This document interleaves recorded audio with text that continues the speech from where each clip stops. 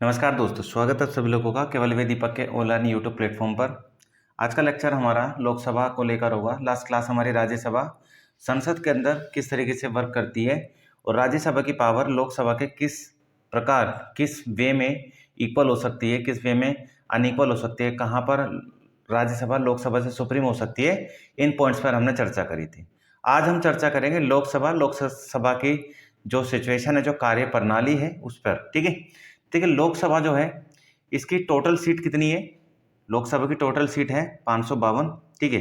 पर ये 552 वाला जो कंसेप्ट है इसको अब खत्म कर दिया गया है। लोकसभा की अब टोटल सीट जो है वो 552 नहीं है। तो कितनी है भाई लोकसभा की टोटल सीट? 552 वाला कंसेप्ट खत्म करके क्या कर दी गई है? 550। लोकसभा की टोटल सीट आप करेंगे अब 550 है, क्योंकि दो जो लोग एंग्लो इंडियन हुआ करते थे, जिनको राष्ट्रपति, भारत के राष्ट्रपति अपॉइंट किया करते थे, इनको ये कंसेप्ट जो है आपका जो कॉन्स्टिट्यूशन अमेंडमेंट हुआ था आपका, ठीक है, 104 104 अमेंडमेंट में इस चीज़ को रिमूव कर दिया गया है कि दो एंग्लो इंडियन को अब भारत के राष्ट्रपति लोकसभा के अंदर अपॉइंट नहीं करेंगे।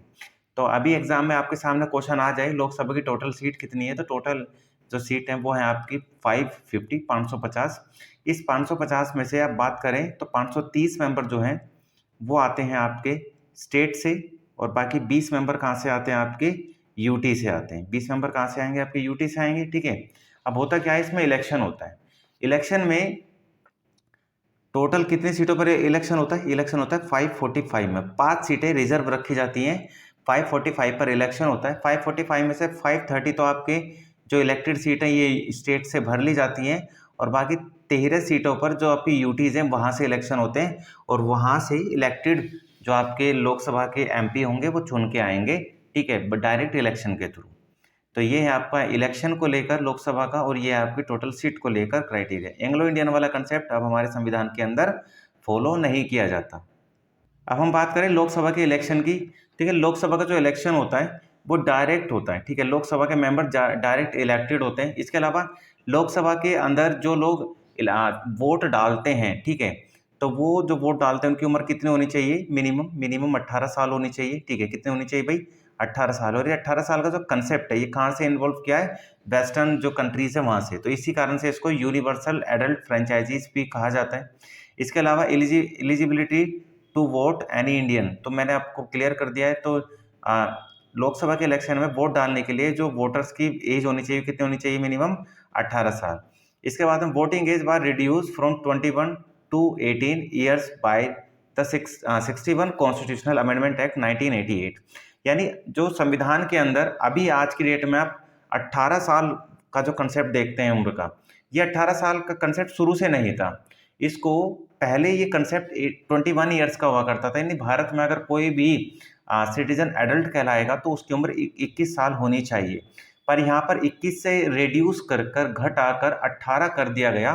61वें संविधान संशोधन जो कि 1988 में होता है। ठीक है, तब से लेके आज तक वोटिंग देने की एज या एडल्ट वाली जो एज है वो 18 हो गई।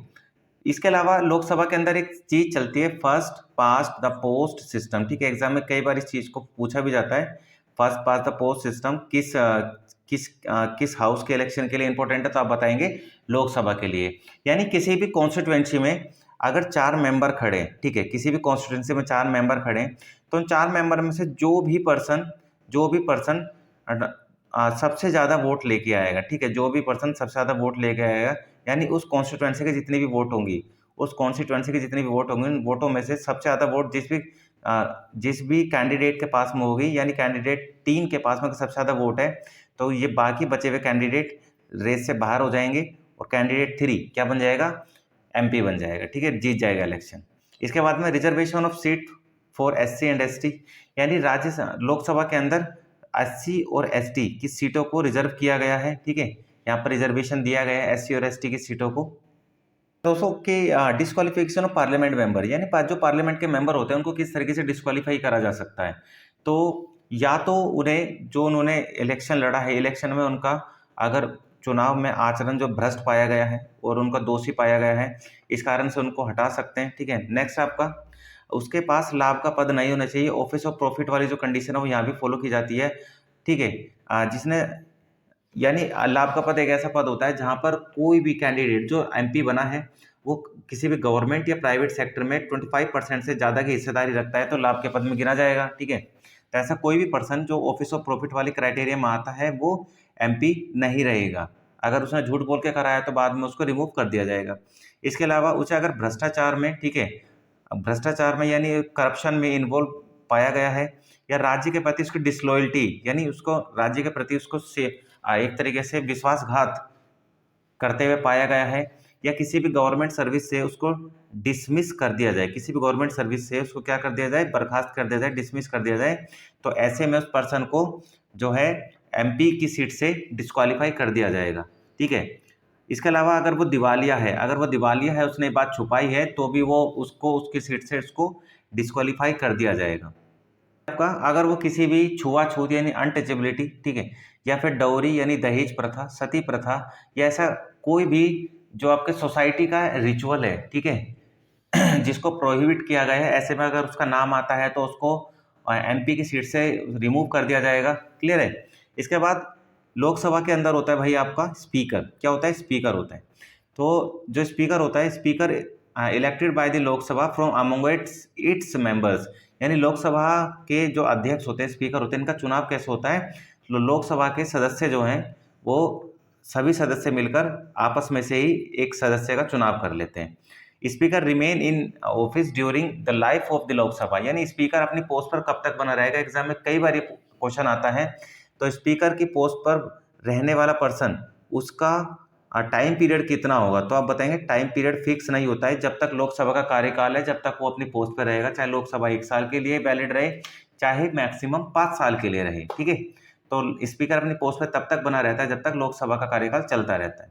इसके अलावा स्पीकर के पास में कुछ स्पेशल पावर भी होती है। स्पीकर को किस तरीके से उसकी पोस्ट से हटाया जा सकता है, ये भी बात हम यहाँ पर इस वीडियो के अंदर जानने की कोशिश करेंगे। सबसे पहले ये आपका resign by writing to the deputy speaker, यानी अगर स्पीकर को अपनी पोस्ट छोड़नी हो, सबसे पहले क्या कर सकते हैं? वो अपना रिजाइन ना डेप्यूटी स्पीकर को लिख के दे सकते हैं। लोकसभा के अंदर 2 पोस्ट होते हैं, स्पीकर एंड डेप्यूटी स्पीकर, अध्यक्ष और उपाध्यक्ष। तो अध्यक्ष जो है लोकसभा का, वो अपना रिजाइन उपाध्यक्ष को दे सकता है। दूसरा, उसको रिमूव करा जा सकता है एक रेजोल्यूशन के द्वारा, और वो रेजोल्यूशन एक मेजोरिटी यानी 2/3 की वोटिंग से पास होना चाहिए।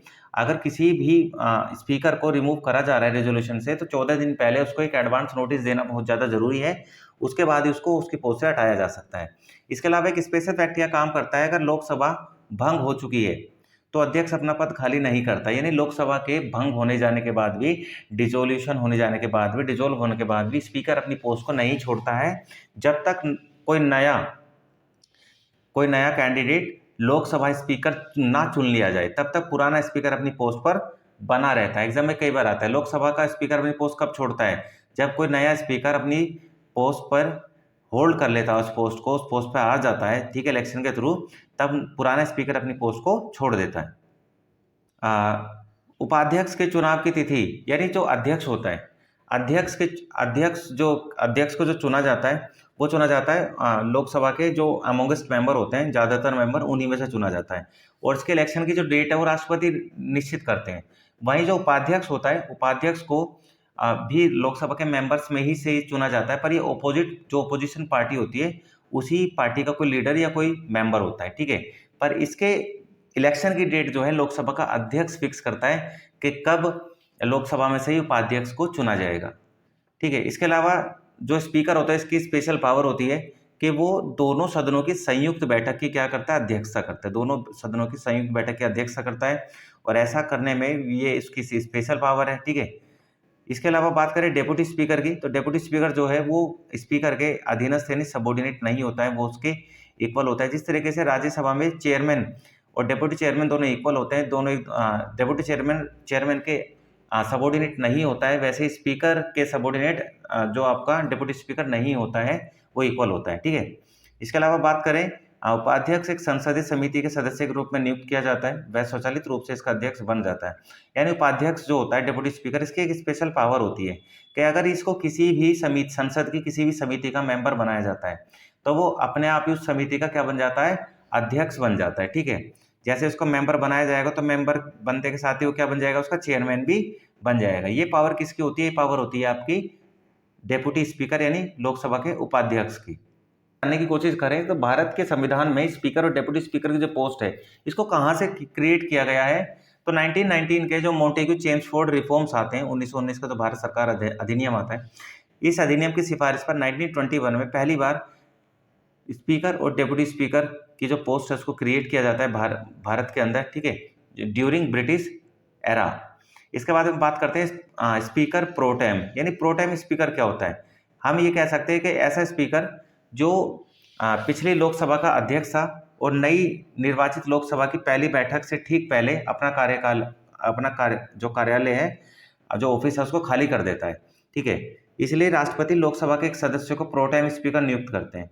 यानी जो पुराना स्पीकर है वो तो बाई इलेक्शन था, तो ऐसे बाई इलेक्शन स्पीकर अगर नई लोकसभा चुनी जा रही है तो पुराना स्पीकर अपनी पोस्ट पर तब तक बना रहता है जब तक कोई नया स्पीकर उस पोस्ट को होल्ड ना कर ले। तो ऐसे में पुराना स्पीकर जो है नए सदस्यों की कार्यवाही को एक तरीके से नहीं कर सकता, नहीं देख सकता है। ऐसे में राष्ट्रपति जो है लोकसभा में से किसी भी मेंबर को एक टेम्पररी मेंबर यानी प्रोटाइम स्पीकर के रूप में अपॉइंट करते हैं, जिससे कि उस सीट को दोबारा से भर लिया जाता है और जो पुराना स्पीकर है वो अपनी पोस्ट को छोड़ देता है, ठीक है, ठीक है। तो ऐसे में क्या होगा, नई लोकसभा चुने जाने के बाद में जो लोकसभा की पहली बैठक होती है, जब तक नया लोकसभा का अध्यक्ष नहीं चुना जाता है, तो ऐसे में लोकसभा की अध्यक्षता करेगा कौन?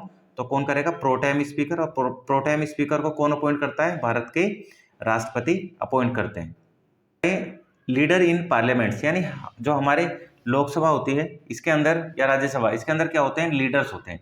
जैसे लीडर ऑफ हाउस, तो लोकसभा के अंदर लीडर ऑफ हाउस किसको बोलते हैं? प्राइम मिनिस्टर ऑफ इंडिया को बोलते हैं। इसके अलावा लीडर ऑफ ओपोजिशन कौन होगा? तो लार्जेस्ट ओपोजिशन पार्टी, जिसके पास भी लोकसभा की टोटल सीट का 10% वोट होगा, 1/10 जो सीट उसके पास अगर होगी तो वो लार्जेस्ट ओपोजिशन पार्टी होगी। ऐसे में उस ओपोजिशन पार्टी का जो लीडर होगा, जो मेंबर होगा, उसको लीडर ऑफ ओपोजिशन अपॉइंट किया जाएगा। इसके अलावा एक शब्द होता है विप। विप क्या होता है? विप जो है एक स्पेशल ऑर्डर है। ये किसी भी पॉलिटिकल पार्टी के थ्रू अपने सदस्यों को एक सुप्रीम ऑर्डर देने के लिए होता है कि अगर किसी भी बिल पर या किसी रेजोल्यूशन पर अगर कोई वोट करना है तो वोटिंग के दौरान उस पार्टी से रिलेटेड जितने भी सदस्य पार्लियामेंट के अंदर इलेक्टेड है और वो किसी भी कारण से कोई भी मीटिंग अटेंड नहीं कर पा रहे हैं, पार्लियामेंट के बाहर है, देश के बाहर है, तो ऐसे में अगर पार्टी व्हिप जारी कर देती है तो उन सदस्यों को पार्लियामेंट में आकर वोट करना जरूरी हो जाता है। अगर कोई भी सदस्य व्हिप के ऑर्डर की अवहेलना करता है, व्हिप का ऑर्डर नहीं मानता है, तो वो उस सदस्य को पार्टी जो है पार्टी से निकाल भी सकती है, उसकी सदस्यता खत्म कर सकती है। एक होता है कोरम नंबर। कोरम नंबर क्या होता है? एक ऐसी संख्या इसको आर्टिकल 100 के अंदर बताया गया है कोरम नंबर क्या होता है। तो लोकसभा के अंदर लोकसभा अध्यक्ष, राज्यसभा के अंदर राज्यसभा का सभापति, इन दोनों के पास में एक पावर होती है कि अगर कार्यवाही को स्टार्ट करना है, चाहे लोकसभा की चाहे राज्यसभा की, अगर मिनिमम टोटल सीट का 1/10वां हिस्सा अगर मेंबर वहां बैठे हैं तो वो प्रोसीजर को स्टार्ट कर सकता है। और मेंबर नहीं बैठे तो प्रोसीजर को स्टार्ट नहीं करा जा सकता। यानी कुल मेंबर का 1/10 यानी 10% ही आपका कोरम नंबर कहलाता है। तो अगर संख्या की बात करें तो लोकसभा के अंदर कोरम नंबर क्या होगा? तो 550 का 10% कितना होगा? 55। और वही राज्यसभा के अंदर 250 का क्या होगा? 10% 25। तो 25 और 55 जो है ये लोकसभा राज्यसभा का क्या है आपका? यह है कोरम नंबर। इसके बाद में लैम डक सेशन चलता है आपका लोकसभा के अंदर। लैम डक सेशन होता क्या है? It's refer to the last session of existing Lok Sabha after a new Lok Sabha has been elected. Those member of the existing the Lok Sabha who could not get re-elected to the new Lok Sabha are called lame ducks। यानी नई लोकसभा के चुनाव के बाद लोकसभा का जो पुरानी लोकसभा का आखिरी सत्र है, यानी नई लोकसभा के लिए चुने गए सदस्य और पुरानी लोकसभा में चुने गए सदस्य जिनका आखिरी सत्र है और नई लोकसभा में उनको वो नहीं चुन पाए हैं, तो जो पुरानी लोकसभा के मेंबर तो थे पर नई लोकसभा के मेंबर नहीं बन पाए, वो मेंबर क्या कहलाते हैं? लैम डक कहलाते हैं। और जो पुरानी लोकसभा का आखिरी सेशन होता है और उस आखिरी सेशन में वो लोग जो पुरानी लोकसभा में चुने गए थे नई लोकसभा में नहीं चुने गए हैं, वो लोग भी मीटिंग में हिस्सा लेंगे क्योंकि पुरानी लोकसभा के मेंबर हैं। तो ऐसा सेशन कहलाता है lame duck session. Lame duck session का जो कंसेप्ट है इंडिया में अमेरिकन कॉन्स्टिट्यूशन से लिया गया है, ठीक है। इसके अलावा नेक्स्ट है आपका constitutional amendment by the parliament, यानी संविधान संशोधन किस तरीके से हो सकता है और संसद को कैसे अधिकार है, कितने टाइप के अधिकार है संविधान संशोधन करने के। तो एक तो सिंपल मेजोरिटी यानी साधारण बहुमत के द्वारा, साधारण बहुमत से पास किया जा सकता है। दूसरा है स्पेशल मेजोरिटी यानी विशेष बहुमत के द्वारा। और तीसरा है आपका by special majority and after the approval of the legislature of half states, यानी विशेष जो पार्लियामेंट है उसमें विशेष बहुमत से और आधे राज्यों के विधानमंडलों की जो सिंपल मेजोरिटी से अगर किसी बिल को पास करा लिया जाता है तो ऐसे हालत में भी संविधान में संशोधन करे जा सकते हैं। तो ये तीन तरीके हैं, तीन कंडीशन है जिस कारण से पार्लियामेंट यानी संसद संविधान के अंदर संशोधन कर सकती है। संविधान में कई प्रावधान अनुच्छेद 368 के दायरे से बाहर संसद के दोनों सदनों के साधारण बहुमत से भी पास किए जा सकते हैं। जैसे अगर कोरम नंबर के ऊपर कोई भी डिसीजन लेना हो या पार्लियामेंट में जो एमपीज होते हैं उनकी सैलरी और अलाउंसेस को लेकर हो, तो ऐसे में संविधान संशोधन की जरूरत नहीं है, ठीक है। इसके अलावा कुछ स्पेशल मेजोरिटी होती है जिसपे संविधान में संशोधन करी जा सकता है, ठीक है। जैसे स्पेशल मेजोरिटी में क्या आ जाएगा आपका जो आपका special right of parliament and its member and it's committees use of English language in parliaments, यानी संविधान के अधिकांश प्रावधानों को विशेष बहुमत से पास करने की जरूरत होती है। जैसे मौलिक अधिकारों पर संशोधन करना, राज्य के नीति निर्देशक सिद्धांतों पर संशोधन करना। तो ऐसे में ही यहाँ पर सिंपल मेजोरिटी काम करेगी और ऊपर वाले में आपका स्पेशल मेजोरिटी काम करेगी।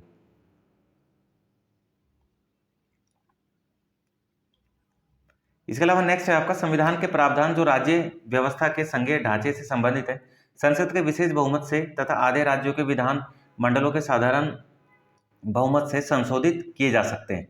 तो ऐसे में तीसरा नंबर वाला हो जाता है, पार्लियामेंट के अंदर स्पेशल मेजोरिटी और राज्यों के अंदर सिंपल मेजोरिटी, और वो 50% राज्य। इसके अलावा जैसे राष्ट्रपति का चुनाव या फिर उसका तरीका, संघ और राज्य की कार्यकारी शक्तियां, उनकी सीमाएं, सुप्रीम कोर्ट, हाई कोर्ट, संघ और राज्यों के बीच में जो विधायी शक्ति होती है उनका वितरण को लेकर जो कोई भी चेंजेस करने होंगे वो आराम से पार्लियामेंट कर सकती है। पर उसमें तरीका कौन सा लगेगा, पार्लियामेंट के अंदर स्पेशल मेजोरिटी प्लस में आधे राज्य, भारत में जितने भी राज्य हैं उसके आधे राज्यों की बाद विधानसभा से सिंपल मेजोरिटी से 5 उस रेजोल्यूशन को पास किए जाने के कारण चाहे राष्ट्रपति को चुनाव करने का तरीका हो, चाहे फिर संघ और राज्य के कार्यकारी शक्ति में डिवाइडेशन करना हो, सुप्रीम कोर्ट, हाई कोर्ट और संघ के राज्यों के बीच में जो विधायी शक्ति है उसको बंटवारा करना हो, वो सारे काम आपका स्पेशल मेजोरिटी से किए जा सकते हैं। आपकी पार्लियामेंट्री कमेटीज यानी संसदीय समितियां क्या होती है, तो संसदीय समिति सांसदों का एक पैनल होता है जिसे सदन द्वारा नियुक्त या निर्वाचित किया जाता है। अध्यक्ष और जो आपका उपाध्यक्ष होता है उसके द्वारा नॉमिनेट किया जाता है मेंबर्स को। समिति अध्यक्ष सभापति के निर्देशन में काम करती है और यह अपनी रिपोर्ट सदन या अध्यक्ष या सभापति को सौंपती है। देखिए पार्लियामेंट्री कमेटी का मतलब है कुछ ऐसी कमेटी जो लोकसभा में काम करेंगी, कुछ ऐसी कमेटी जो राज्यसभा में काम करेंगी। तो लोकसभा के अंदर कोई कमेटी अगर अपॉइंट की जाती है तो उसको अपॉइंट करने का राइट लोकसभा के अध्यक्ष के पास में है। वहीं अगर राज्यसभा की बात करें तो चेयरमैन के पास में, सभापति के पास में होती है। संसदीय कमेटीज का जो कंसेप्ट है वो ब्रिटिश की संसद से भारतीय संसद में या भारतीय जो संविधान है उसमें अडोप्ट किया गया है। उसके बाद बात करें हम संविधान का आर्टिकल 105 और आर्टिकल 118, ये जो है संसदीय समिति पर कार्य करने, उन पे बहस करने या उनको बनाने या उनको खत्म करने के मामले में बताते हैं। आर्टिकल 105 क्या बताता है, आर्टिकल 105 जो है कमिटीज के विशेष अधिकार या एमपीज के विशेष अधिकारों से संबंधित है। अब बात करते हैं हमारे संसदीय समिति के स्पेशल फैक्ट्स, जैसे आपका पब्लिक अकाउंट कमेटी जिसको लोक लेखा समिति भी बोला जाता है, ठीक है। इसको सबसे पहले क्या बोला जाता है, अगर आपके सामने क्वेश्चन आ जाए तो इसको क्या कहेंगे हम, इसको बोलेंगे लोक लेखा समिति, ठीक है। इसको क्या बोलेंगे हम, इसको बोलेंगे लोक लेखा समिति। ये लोक लेखा समिति जो है इसके अंदर 22 मेंबर होते हैं। सबसे पहले मैं आपको बता दूं इसकी स्थापना 1921 में की जाती है। 1919 का मॉन्टेग्यू चेम्सफोर्ड जो एक्ट आपका रिफॉर्म्स आए थे उसकी सिफारिश के बाद में, ठीक है। किसी भी समिति के जो अध्यक्ष होते हैं उनको अपॉइंट करने का काम जो है लोकसभा के अध्यक्ष का होता है। ये मैं पहले भी क्लियर कर चुका हूँ आपको। तो जो पब्लिक अकाउंट कमेटी यानी लोकसभा की जो समिति है इसके अध्यक्ष, इसके मेंबर्स की, तो इसमें टोटल 22 मेंबर होते हैं। 22 में से 15 मेंबर तो इलेक्टेड होते हैं बाय लोकसभा और 7 मेंबर इलेक्टेड होते हैं बाय राज्यसभा, यानी 15 लोकसभा से 7 राज्यसभा से, तो टोटल 22 मेंबर हो जाते हैं। अब बात करें सरकार के, इसकी ड्यूटी क्या होती है, सरकार के विनियोग खातों पर भारत के नियंत्रक व महालेखा परीक्षक की रिपोर्ट के अलावा समिति राजस्व प्राप्तियों, सरकार के विभिन्न मंत्रालयों विभागों द्वारा व्यय और स्वायत्त निकायों के खातों पर सीएजी की विभिन्न लेखा जो रिपोर्ट होती है उस पर जांच करती है। यानी कह सकते हैं ये एक ऑडिट कमेटी है और सीएजी की जो रिपोर्ट होती है, सीएजी की रिपोर्ट पर जांच करने का जो राइट है वो किसका राइट है? आपका लोक लेखा समिति का। अब बात करते हैं संसद की दूसरी समिति की। लोकसभा के अंदर एक तो कमेटी काम करती है आपकी पब्लिक अकाउंट कमेटी यानी लोक लेखा समिति, और दूसरी समिति जो है वो आपकी प्राकलन यानी एस्टिमेट कमेटी है। इस कमेटी को 1950 में 3 अप्रैल 1950 को इसको गठित किया जाता है लोकसभा के अंदर, ठीक है। इसके अंदर जो है 30 मेंबर होते हैं, और 30 के 30 मेंबर कहाँ से आते हैं? आपकी लोकसभा से आते हैं, लोअर हाउस आते हैं। और इन सभी मेंबर को जो इलेक्शन होता है वो किस तरीके से होता है? तो इन सभी मेंबर्स का जो इलेक्शन होता है वो एक तरीके से प्रोपोर्शनल रेशियो एंड प्रोपोर्शनल वाला जो सिस्टम होता है आपका transferable vote system, single transferable vote system के थ्रू इनका सिलेक्शन होता है। इस कमेटी को जो ये परमानेंट कमेटी होती है और इसको 1 साल के लिए अपॉइंट किया जाता है, ठीक है। ये हर साल अपॉइंट की जाती है। इसके अंदर 30 मेंबर होते हैं, और ये आपकी लोकसभा की या आपकी संसद की सबसे बड़ी कमेटी यानी सबसे बड़ी समिति भी है। इसके बाद नेक्स्ट है अपॉइंटमेंट ऑफ चेयरपर्सन, यानी लोकसभा अध्यक्ष जो है समिति के अध्यक्ष की नियुक्ति करते हैं। इसके सदस्यों में से किसी एक को इसका अध्यक्ष बना सकते हैं, ठीक है। और हमेशा एक बात आप ध्यान रखिएगा, लोकसभा के अंदर जो भी समितियां होंगी उनके अध्यक्ष जो होंगे वो हमेशा सत्तारूढ़ दल के सदस्य ही होते हैं, ठीक है। इसके बाद बात करें पार्लियामेंट्री सेशंस की। पार्लियामेंट के जो सेशन होते हैं वो कितने होते हैं? तो पार्लियामेंट के 3 सेशन होते हैं दोस्तों। पहला होता है बजट सेशन, दूसरा होता है मॉनसून सेशन, और तीसरा होता है विंटर सेशन।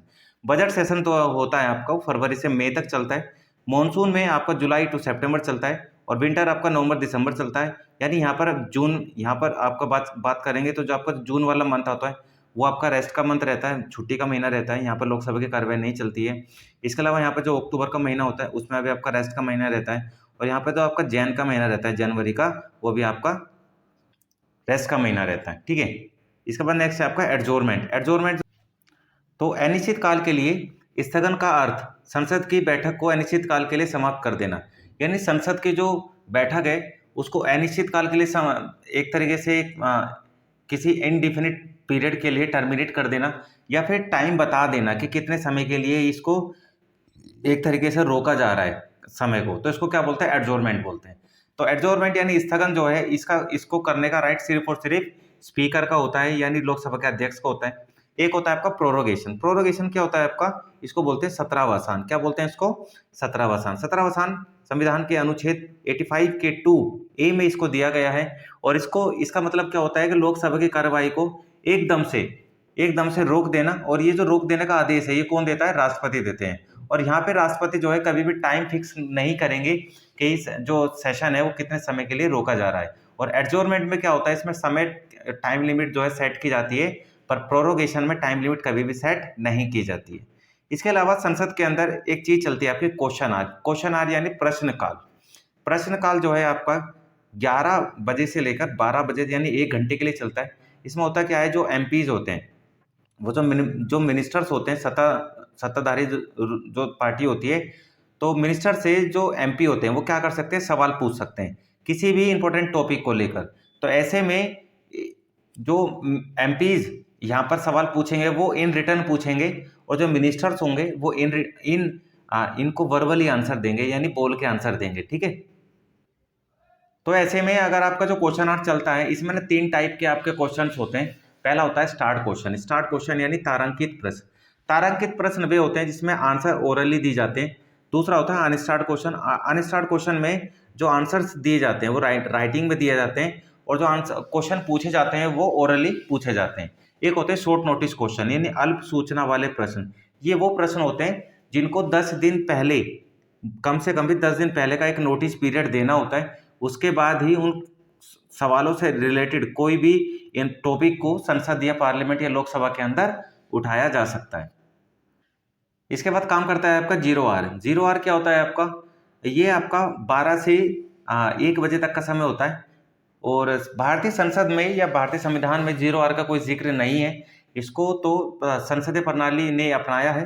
0 आवर के अंदर होता क्या है? Under this 0 hour MP can raise matter without any prior notice, यानी कोई भी ऐसा जन सामान्य से जुड़ा हुआ मुद्दा जो कि जन कल्याण के लिए स्पेशल हो सकता है, इंपॉर्टेंट हो सकता है, तो ऐसे में मेंबर ऑफ पार्लियामेंट का यानी मेंबर ऑफ लोकसभा का कोई भी सदस्य जन सामान्य से जन कल्याण से जुड़ा हुआ कोई भी मुद्दा बिना किसी प्रायर नोटिस के एकदम से उठा सके। तो ऐसे में उसको जो समय दिया जाएगा उस समय कौन सा होता है? 0R, जो कि क्वेश्चन आर के बाद स्टार्ट होता है। संसद के अंदर कुछ प्रस्ताव पेश किए जाते हैं, कुछ मोशंस पेश किए जाते हैं। तो कितने टाइप के मोशन होते हैं और कौन से जो मोशंस होते हैं वो किस तरीके से आते हैं? सबसे पहले होता है सिंपल क्लोजर मोशन। ये एक ऐसा मोशन होता है कि ऐसा प्रस्ताव किसी सदस्य की ओर से रखा जाता है जिस पर चर्चा पहले हो चुकी है और अब मतदान किया जाना हो, तो ऐसे मोशन को क्या कहेंगे हम? Simple closure motion. यानी कोई भी प्रस्ताव है उसको आराम से बंद कर देना, ठीक है, जिस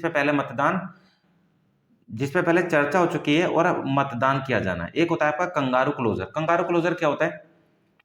केवल इंपॉर्टेंट पॉइंट्स पर ही डिबेट करना, बहस करना, बाकी पॉइंट्स को छोड़ देना। एक होता है गिलोटिन क्लोजर। गिलोटिन क्लोजर होता है कि अनडिस्कस जो क्लोजेस होती हैं, जब किसी को देखकर वापस चर्चा नहीं होती है, यानी कोई ऐसे पॉइंट जो कि कंगारू क्लोजर में पॉइंट्स को डिस्कस करा जा चुका है, डिबेट करी जा चुकी है, तो उन पॉइंट्स को छोड़कर बचे हुए पॉइंट्स पर डिबेट करना ही आपका गिलोटिन क्लोजर होता है। इसके बाद में नेक्स्ट है आपका प्रिविलेज मोशन। प्रिविलेज मोशन यानी विशेष अधिकार होता है। इसमें होता क्या है कि ये किसी भी मंत्री, कोई भी मंत्री अगर अपने अधिकारों को गलत तरीके से यूज कर रहा है, प्रयोग कर रहा है, तो ऐसे में मेंबर ऑफ पार्लियामेंट यानी लोकसभा का कोई भी सदस्य इस टाइप का मोशन लेके आ सकता है और उस मंत्री के जो गलत तरीके से वो पावर का मिसयूज कर रहे हैं उसके बारे में यहाँ पर क्वेश्चंस को उठाया जा सकता है। एक्शन मोशन यानी ध्यान आकर्षण प्रस्ताव। ये एक ऐसा प्रस्ताव होता है जो किसी भी मेंबर ऑफ पार्लियामेंट के थ्रू लाया जा सकता है और जो आपकी सत्ताधारी सरकार होती है, पार्टी होती है, उसके जो मंत्री होते हैं, उन मंत्री के मंत्रालय से रिलेटेड कोई भी स्पेशल, कोई ऐसा महत्वपूर्ण मामला जो मंत्री का ध्यान वहां पर आकर्षित कराया जाना चाहिए, तो ऐसे में पब्लिक इंपोर्टेंस पर किसी भी मंत्री की जो अटेंशन है उसको वहां पर लाया जाए, तो ऐसे में कॉलिंग अटेंशन मोशन जो है प्रस्ताव लाया जाता है। एक होता है एडजोर्नमेंट मोशन। इसको हम पहले भी क्लियर कर चुके हैं। स्थगन प्रस्ताव को पास करने के लिए कम से कम भी 50 मेंबर का सपोर्ट जरूरी होना चाहिए, उसके बाद ही इस पर चर्चा शुरू हो सकती है। एक होता है आपका no confidence motion. No confidence motion जो है आर्टिकल 75 के अंदर लिखा हुआ है, ठीक है। Article 75 of the constitution says that the council of ministers shall be collectively responsible to the Lok Sabha. यानी नो कॉन्फिडेंस मोशन कहाँ लाया जाएगा? सिर्फ और सिर्फ लोकसभा के अंदर। तो ये होता क्या है? ये ओपोजिशन पार्टी लेके आती है जब उनको लगता है कि जो सत्ताधारी जो दल है आपका, जो आपका रिस्पॉन्सिबल गवर्नमेंट है, वो उनके पास में मेजोरिटी यानी बहुमत नहीं है, तो ऐसे में अगर उनको लगता है कि सत्ताधारी दल के पास में बहुमत नहीं है, वो सरकार नहीं चला सकते हैं, तो नो कॉन्फिडेंस मोशन जो आपका ओपोजिशन पार्टीज है वो लेके आ सकती है। इसके अगेंस्ट में जो सत्ताधारी दल होगा वो क्या लेके आएगा? वो आपका लेके आएगा कॉन्फिडेंस मोशन। कॉन्फिडेंस मोशन में क्या होगा? वो अविश्वास प्रस्ताव जो जो एलिगेशन पे लगे हैं कि भाई बहुमत नहीं है, बहुमत पूरा होना चाहिए, तो ऐसे में होगा क्या? बहुमत पूरा हो जाएगा। अगर बहुमत पूरा हो जाता है लोकसभा के अंदर, बहुमत की जो सीट होती हैं, अगर कोई भी पार्टी सरकार बनाती है तो उसको 273 सीट चाहिए बहुमत के लिए। अगर किसी भी पार्टी के पास में 273 सीट है तो ऑटोमेटिक वो सरकार बना के रखेगी, यानी आपका जो कॉन्फिडेंस मोशन है वो पास हो जाएगा और नो कॉन्फिडेंस मोशन फेल हो जाएगा। एक होता है motion of thanks. Motion of thanks क्या होता है? हर आम चुनाव के पहले वर्ष या हर वित्तीय वर्ष के पहले सत्र में राष्ट्रपति सदन को संबोधित करते हैं, वेलकम स्पीच देते हैं, जिसको हम क्या बोलते हैं? Motion of thanks. इसके बाद में है आपका मनी बिल। मनी बिल जो है संविधान के आर्टिकल 110 यानी 110 में इसकी चर्चा की गई है। The imposition, abolition, remission, alteration and regulation of any taxes. यानी किसी भी प्रकार के जो टैक्स होता है उसको अधिरोपण करना, उन्मूलन करना, छूट देना, परिवर्तन करना, ये विनियमन करने के मामले में मनी बिल लाया जाता है। केंद्र सरकार द्वारा धन उधार लेने के मामले में भी मनी बिल लाया जाता है, ठीक है। और मनी बिल की एक खासियत है कि मनी बिल सिर्फ और सिर्फ लोकसभा के अंदर ही इंट्रोड्यूस करा जा सकता है, राज्यसभा का इसका कोई पावर नहीं है। एक होता है आपका financial bill. Financial bill Lok Sabha Rajya Sabha दोनों में इंट्रोड्यूस करा जा सकता है और ये आपका आर्टिकल 117 का हिस्सा है। फंड्स हैं, ठीक है। तो संसद के अंदर कुछ निधियां, कुछ फंड होते हैं, जैसे consolidate fund of India. Consolidate fund of India article 266 का पार्ट है। वहीं पब्लिक अकाउंट फंड जो है आर्टिकल 266 में आता है। और कंटीजेंसी फंड जो है आपका, यानी इमरजेंसी फंड जो है आपका, आपातकालीन जो निधि है, ये आर्टिकल 267 का हिस्सा है। तो पार्लियामेंट के अंदर कितने टाइप के फंड है? 3 टाइप के फंड बताएंगे आपके। कॉन्सोलिडेट यानी भारत की संचित निधि, पब्लिक अकाउंट और आपकी कंटीजेंसी यानी इमरजेंसी फंड। क्लियर है? इसके बाद में फर्स्ट जो लोकसभा हमारी स्टैब्लिश हुई थी 1952 के अंदर, तो 52 में पहले लोकसभा के अध्यक्ष कौन बने? तो गणेश वासुदेव महाबलंकर बने। इसके बाद 17वीं लोकसभा के अध्यक्ष कौन है? ओम बिरला हैं अभी की डेट में, जो कि बीजेपी पार्टी से हैं, ठीक है। इसके बाद में संसद से रिलेटेड कुछ इंपॉर्टेंट आपके आर्टिकल्स हैं, तो उन आर्टिकल्स पे यहाँ पर चर्चा कर लेते हैं। जैसे आर्टिकल 79 क्या बोलता है, constitution of parliament, constitute of parliament यानी पार्लियामेंट का गठन, संसद का गठन। इसके बाद में आर्टिकल 83 क्या बोलता है, duration of house of parliament, यानी जो आपके पार्लियामेंट के जो हाउसेस हैं उनकी ड्यूरेशन कितनी कितनी होगी। आर्टिकल 110 क्या बोलता है, डिस्क्वालिफिकेशन ऑफ मेंबर्स, यानी संसद के मेंबर को किस तरीके से डिस्क्वालीफाई करा जा सकता है। आर्टिकल 102 बोलता है। आर्टिकल 108 क्या बोलता है, joint sitting of both houses in certain cases, यानी लोकसभा और राज्यसभा की यानी दोनों की मेंबर्स को एक जगह बैठाकर किसी भी बिल पर चर्चा करना जॉइंट सिटिंग कहलाती है। ये आर्टिकल 110 का आर्टिकल 108 का हिस्सा है। और इसमें जो उसकी जॉइंट सिटिंग को प्रिसाइड करता है, उसकी अध्यक्षता करता है, वो करता है लोकसभा का अध्यक्ष। आर्टिकल 110 जो है डेफिनेशन ऑफ मनी बिल से रिलेटेड है। आर्टिकल 112 एनुअल फाइनेंशियल स्टेटमेंट यानी बजट से रिलेटेड है आपका। आर्टिकल 114 अप्रोप्रिएशन बिल है, जो कि बजट पास होने से ठीक पहले ये बिल पेश किया जाता है, उसके बाद बजट पेश किया जाता है। इसके बाद में आर्टिकल 117 क्या है, special provision as a financial bill, ठीक है, फाइनेंशियल बिल से रिलेटेड है। और आर्टिकल 122 है आपका court not to inquire into proceeding of parliaments, यानी जो पार्लियामेंट के अंदर जो भी प्रोसीडिंग चलती है, जो भी कार्रवाई चलती है, वो कोर्ट में जस्टिकेबल नहीं है, कोर्ट उन पर कोई भी फैसला नहीं उठा सकता है या नहीं दे सकता है, ठीक है, कोई भी डिसीजन नहीं दे सकता है। तो ये था दोस्तों आपका पार्लियामेंट।